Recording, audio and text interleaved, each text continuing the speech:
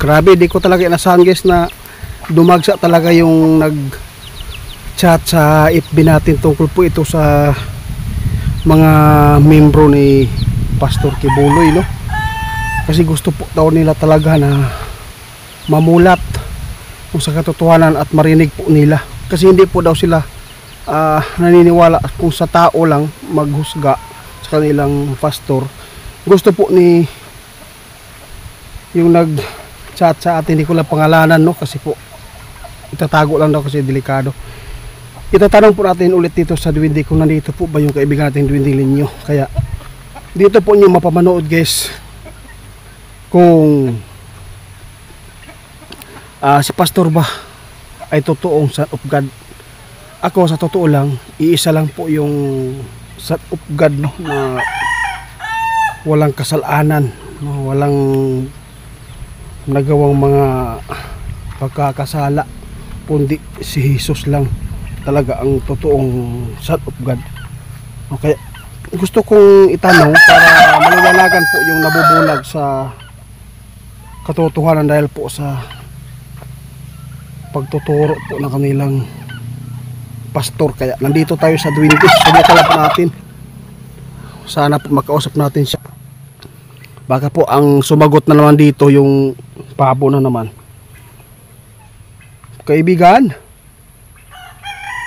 ninyo, kasi doon tayo kay Shoto guys, doon sa bahay niya wala man. Kaya subukan natin dito sa Duwende Linyo. Pasensya na po kung sino man yung masagasaan dito, no? Hindi naman po totally na masakit itong pagtatanong natin kay kaibigan Duwende Linyo. Marami pong nag-message sa atin, no? Mga member po ninyo ito. I hope na hindi po kayo magalit, para mapakinggan po ninyo ang katotohanan. Kung swerte, kung sasabihin ni Duwende Linyo ngayon kung si pastor ba ninyo yung totoong anak.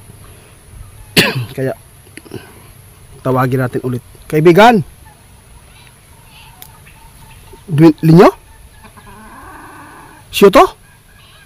Uy, nandito ka pala, akala ko si Linyo. Pasensya ka na ha. Pumunta po ako doon kanina sa punso po ng Duwende nating Linyo, kung saan po kayo ay pinatira. Nandito po ako talaga. Naamang gud ay nag-message sa kuha na ipatagna gyud daw, ipatanaw daw kung tinuod ba daw nga si pastor daw nila kung siya ba ang Son of God. Mauna gusto daw nila maliwanagan, kay di man gud sila mukuan sa tao, kay basin daw og pangbabas ba, panghimu-himo lang sa pastor. Mas maayo daw gikan daw sa imo, kay pag dito daw gikan sa inyo mo ha, mutuo daw sila. Siyo to? O sa may mong masultihan ni kaibigan, anong masabi po ninyo tungkol po sa kanilang membro na nagsasabi kung totoo po ba talaga, kung sino po daw talaga ang totoo na Son of God na gusto nilang malaman, kaibigan. Ako nagtataka, ayaw ko sana magbanggit-banggit na sana ito kasi gusto ko tuloy-tuloy yung eksplorasyon ko. Gusto ko lang maliwanagan sila na galing sa'yo. Kung itatanong ko talaga sa'yo na tinuod ba na si pastor ay Son of God? Ha? Totoo, kaibigan? Ay naku. Sige. Guys, ito po yung ipinapaabot ni kaibigan na huwag kayong masaktan. Mamulat na kayo. Iisa lang po talaga ang kinilalang Son of God, guys. Si Hesus Kristo lang. Ano pa, kaibigan? Para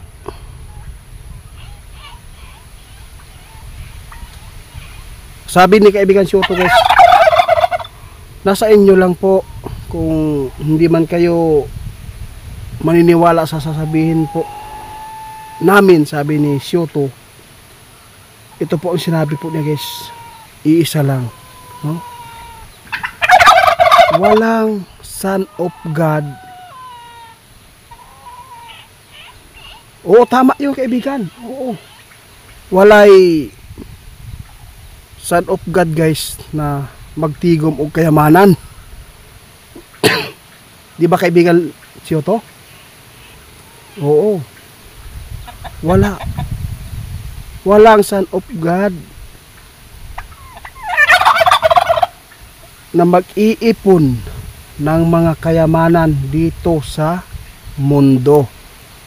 Sana naliwanagan po yung 50 katao ng member po doon sa QOGC na nag-chat po sa atin. Sana po ay hindi masaktan po ang inyong mga kasamahan kasi po kayo po talaga na gusto po ninyong pa social media ito para daw maliwanagan po ang lahat guys. Kaya nagawa ko ito itanong kay kaibigan si Otto. Nagpasalamat ako kay si Otto dahil po siya po yung nandito din. No, kahit wala si kaibigan nating Dwindly Linyo at si Otto po yung nakausap din natin. Malaking tulong po ito guys. Sabi po ni si Otto, sa lahat po ng nabubulag dyan, sa lahat po ng nabubulag dyan, gumising na kayo. Magbasa tayo sa tamang Biblia kung ano lang sa sariling kaalaman lang ng isang tao ay lalo kayong maliligaw.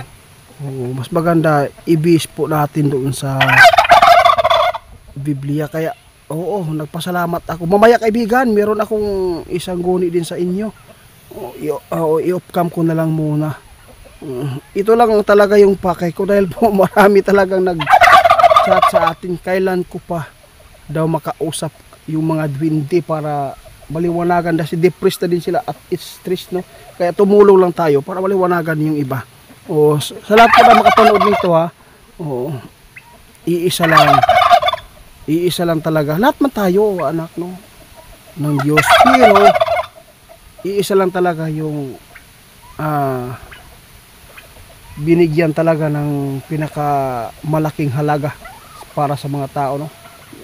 Binabuwis niya yung buhay ni Jesus para lang po sa kasalanan ng mga tao. Walang son of God na mag-iipon ng kayamanan, ha? Wala po. Walang ganyan walay kinilala na ang tao na pwedeng maging son of God ngayon. Wala. Kung ano man yung nakasulat doon sa Biblia, yun na siya na po talaga. Si Jesus lang po. Iso Kristo po talaga. Kaya buti pa yung Dwindly, no? Hindi pa sila na sana po maliwanagan ka, ha? Wag ka lang magtampo kasi gusto po niyong ipatanong Kaya at least naliwanagan. Wala ang kung mayroong kasalanan yung tao, wag nating husgahan lalo kasi lahat po tayo ay nagkakasala din. Kung sino man yung makapanood sa video ito ay sana mag-move on na tayong lahat.